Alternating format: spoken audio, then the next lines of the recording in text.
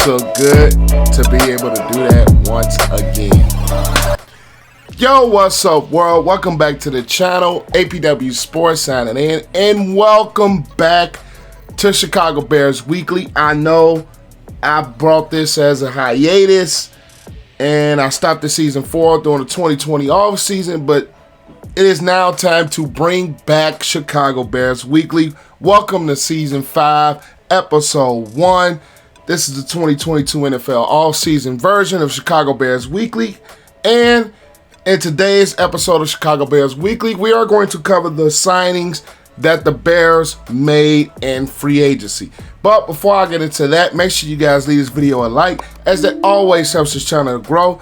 And as always, click that subscribe button and also click the notification bell so you will not miss a single video that I post. But without further ado, let's dive into it. I'm striving to get rich. That's why I almost went 2 years without buying shoes and fits. Things change now. My mom hearing me wear my music and she look a little prouder. First, I want to talk directly to Bear fans before I get into anything free agency wise. One thing that us as Bear fans have to stop doing is being so toxic. And I want to relay this message to all of us. 2022 is not a season that the Bears are going to be Super Bowl contenders. So I've seen so many fans on Twitter complaining about Ryan Poles is not being aggressive, Ryan Poles is not signing the big name free agents, and if big name free agents are going down and down and they're getting away from us.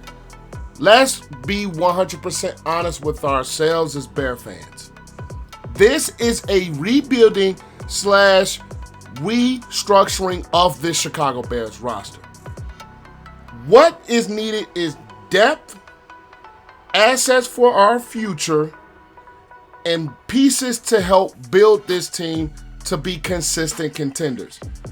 Winning right away is not going to solve the Bears' problems. It is not going to help Justin Fields develop at all. So we must take this maturation process slowly, and we must make things go on the up slowly, not fast track, because fast track can hurt. We've seen that in the Ryan Pace, Matt Nagy era. Trying to win now doesn't always work, doesn't always solve your problems. So with that said, let's just get right into the free agency moves. And the first move that I'm going to discuss is the move that was almost, and that was the signing of Larry Olgujobi. Now, Larry Olgujobi was coming off of a torn Achilles in last year's playoffs with the Cincinnati Bengals, and they originally signed him to a 3-year deal, but he failed the physical, and I believe that was more due to the torn Achilles, and the Bears decided to not sign him. Torn Achilles is a very tricky injury in all sports. We've seen it with Kevin Durant when his torn Achilles. We've seen Klay Thompson torn Achilles. So it is a very tricky injury no matter what the sport.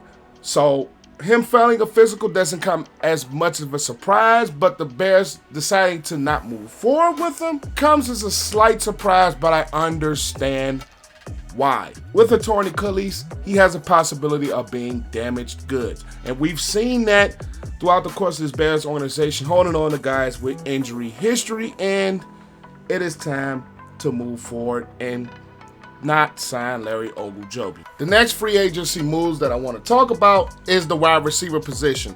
Now, we did lose Allen Robinson to the Rams, which was expected him to leave, and Jakeem Grant ended up signing with Cleveland.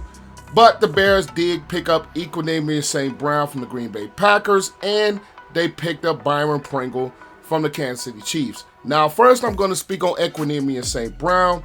He has the size, he has a familiarity with offensive coordinator Luke Getsy with his time in Green Bay, and he's a bigger receiver that can help Justin Fields. He can go get those 50-50 balls. He's a solid young wide receiver that you get at a cheaper option. And then you add Byron Pringle.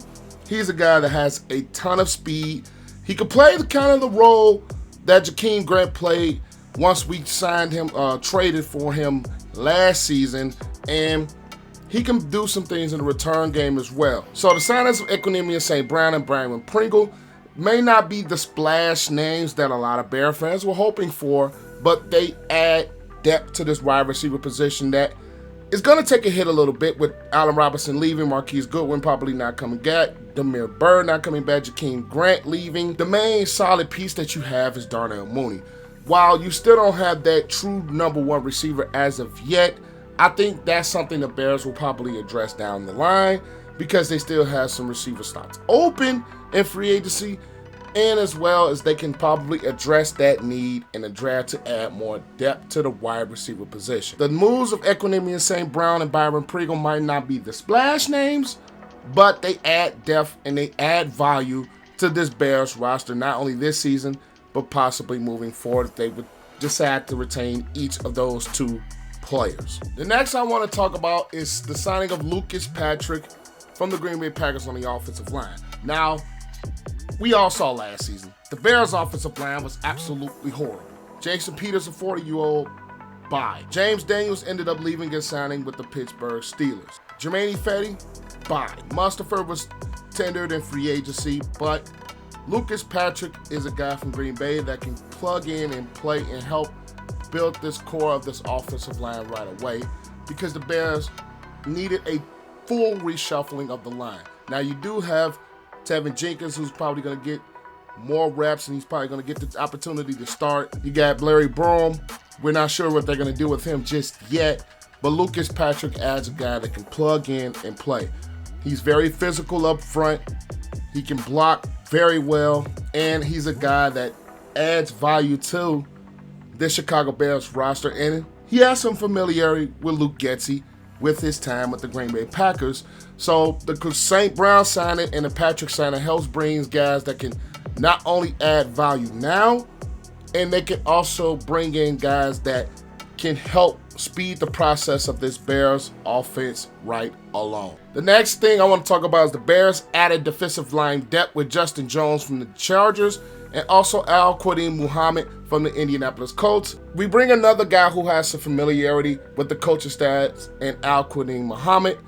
He's a guy that is coming from the Indianapolis Colts. And we have Eberflus and defensive coordinator Alan Williams that are both bringovers from the Indianapolis Colts. So not only do both of those guys bring productive depth, both of those guys can come into this Bears unit who's lost but now liquids in free agency. Akeem Hicks, we're not sure if the Bears are even thinking about bringing him back.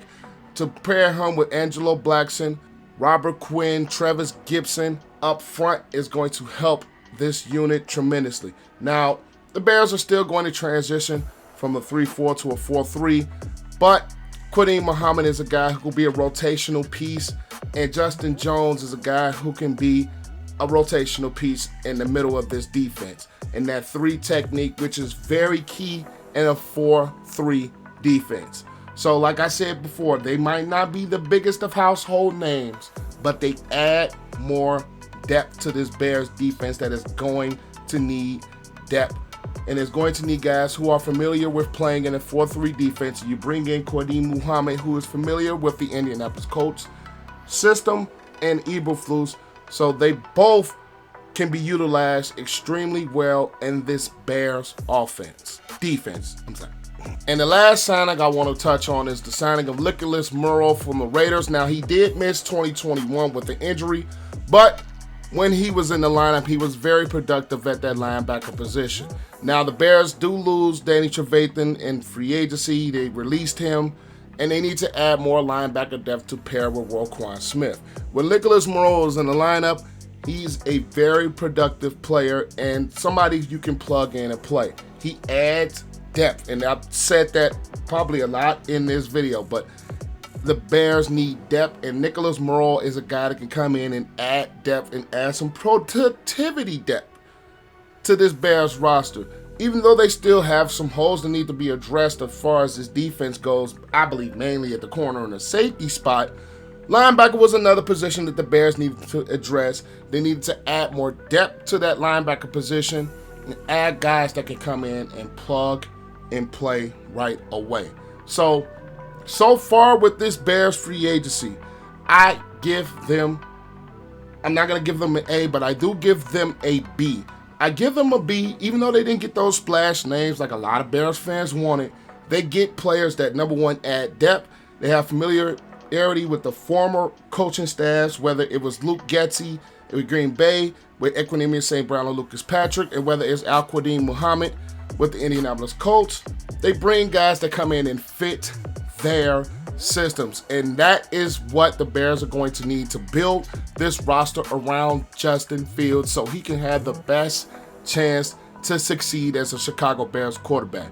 Now, these moves don't move the Bears needle at all as far as being Super Bowl contenders, but like I said in the first part, they add depth to help build this roster going forward, and that is all you can ask for with a Bears team that is in the process of a rebuild and a reshuffle.